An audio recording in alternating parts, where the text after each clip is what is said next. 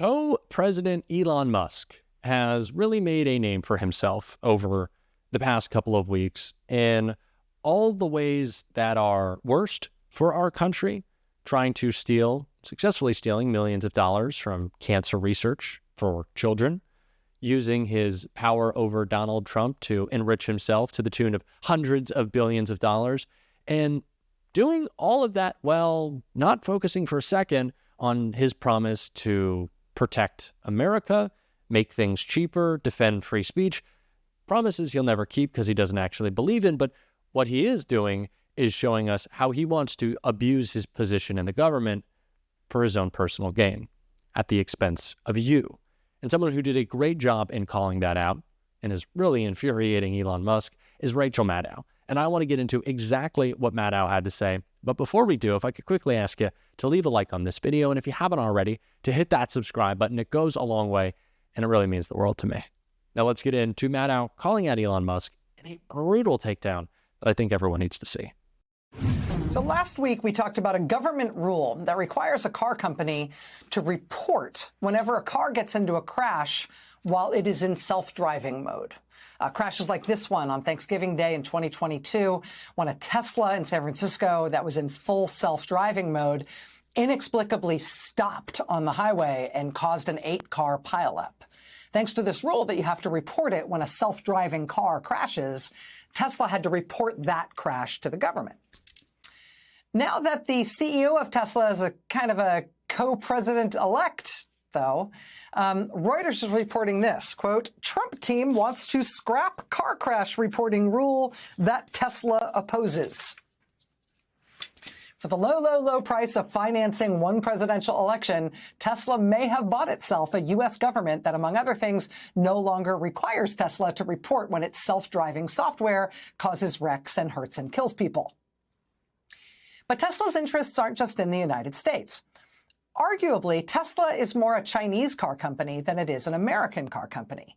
The biggest Tesla factory, the factory that makes more of its cars than any other plant, the single factory which makes roughly half the cars it makes globally, is a huge one in Shanghai.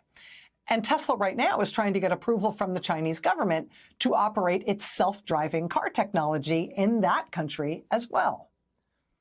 Tesla's CEO, Elon Musk, really wants to keep the Chinese government happy. And he really wants to build yet more factories in China. He's really invested in having Chinese workers manufacturing his cars. Right down the street from his huge Shanghai Tesla factory that he's already got up and running, Musk is building another huge $200 million Tesla battery factory, again, to employ Chinese workers. While Donald Trump appears to have not gotten what he wanted out of the near-government shutdown this weekend, Elon Musk does appear to have successfully maneuvered Republicans in Congress into cutting out of the government funding bill a provision that would have thrown regulatory roadblocks in the way of his continued massive investment in Chinese manufacturing for his car company. We reached out for comment. We have not heard back. We'll let you know if we do. But the idea that we have just gone through this near-death experience, right, with another Trump government shutdown potentially happening right before Christmas, even before Trump technically gets back into office. And we did it specifically so his billionaire pseudo-co-president could protect his relationship with the Chinese government and get more of what he wants in terms of Chinese manufacturing. I mean, it's unsettling enough from a, national security perspective, from a national sovereignty perspective.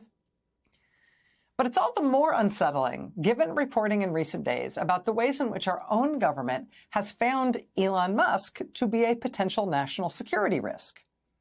The Wall Street Journal, for example, reported that while there are several hundred employees at SpaceX, Musk's company, who have security clearances for what's known as sensitive compartmented information, Elon Musk is not one of the people who has that level of clearance, and that's not normal for companies doing this kind of sensitive work with the government. The Journal reports that the CEOs of other similarly situated companies, they've all been able to get this kind of security clearance, but not Elon Musk. If you're wondering why, consider this reporting from Kirsten Grind, Eric Lipton, and Shira Frankel at the New York Times. Quote, Elon Musk and his rocket company SpaceX have repeatedly failed to comply with federal reporting protocols aimed at protecting state secrets, including by not providing some details of his meetings with foreign leaders, according to people with knowledge of the company and internal documents. Quote, concerns about the reporting practices, and particularly about Musk himself, have triggered at least 3 federal reviews. The Defense Department's Office of Inspector General opened a review into the matter this year. The Air Force and also the Pentagon's Office of Undersecretary of Defense for Intelligence and Security separately initiated reviews last month, as in November. The Air Force also recently denied Musk a high-level security access, citing potential security risks. Quote, in the past 3 years, 9 different countries, including in Europe and the Middle East, 9 different countries have raised security questions about Musk in meetings with U.S. defense officers. It seems clear from the reporting that some of these security concerns may have to do with reports about Elon Musk's drug use. But there's also these continuing concerns that he has not disclosed all of his meetings with foreign leaders or what was talked about in those meetings, and that is required if you want to maintain a security clearance with the U.S. government.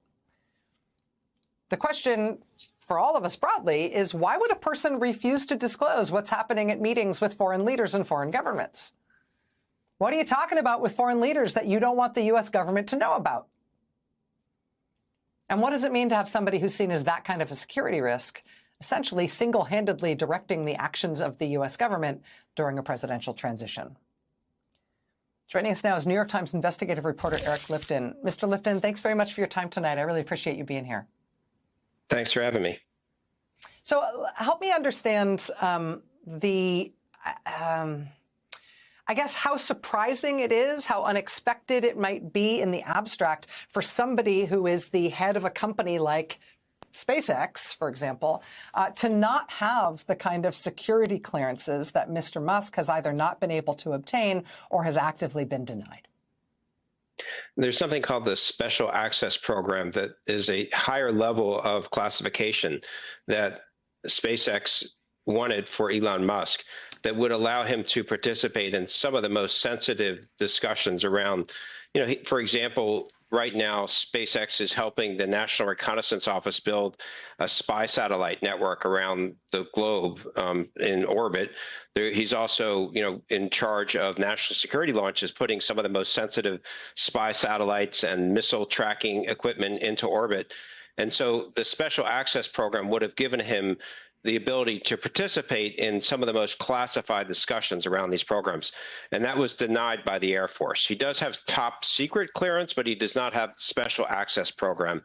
And that's unusual for a CEO. It's something that doesn't really happen for a CEO at that level, for there to be questions about a special access program ability for someone at that level. And so, but the fact of the matter is that SpaceX is incredibly involved in the national security and spy system right now. It is not only a launch company, it is actually helping build a spy satellite network and also helping, create the satellites that are used for missile tracking, for missile defense programs in the United States. So it's an incredibly important company in the national security of the United States at the moment.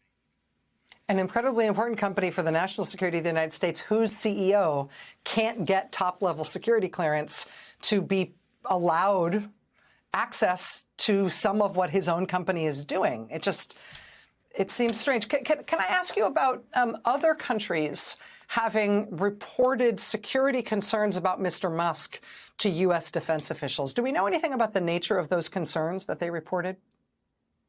I mean, the most specific thing is from a colleague that worked on the story with us, and that had to do with Israel, had some concerns about whether or not Musk could be trusted to maintain state secrets, and was not communicating with potential adversaries sharing information that perhaps he had access to.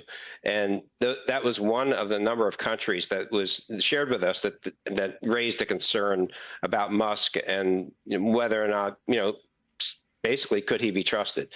I mean, it's very unusual to have a CEO of a major defense contractor be so engaged in foreign business operations directly, as you discussed with respect to China and the extent of his operations in China is, and the business interest that China and the leverage to some extent that China therefore has over him and his company is unusual. And I think that makes folks at the Air Force uncomfortable. New York Times investigative reporter Eric Lipton, thank you very much. I know this is a particularly technical area of reporting. It's really hard to report on security clearances and intelligence concerns because of how secret it all is. It's been really illuminating to have you and your colleagues working on this. Thank you so much for helping us understand it.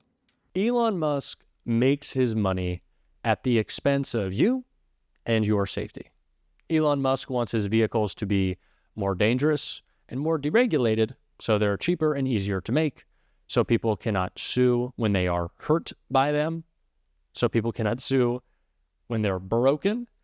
And Elon wants to make sure that those vehicles, like I said, are made as cheaply as possible by taking the same government funds he would cry socialism over if they were given to you, myself, my friends, my family, your friends, your family, in the form of Social Security, Medicare, Medicaid, any aspect of the social safety net. That's communism. That's socialism to Elon. But when he takes billions of dollars of government funds, it's totally fine.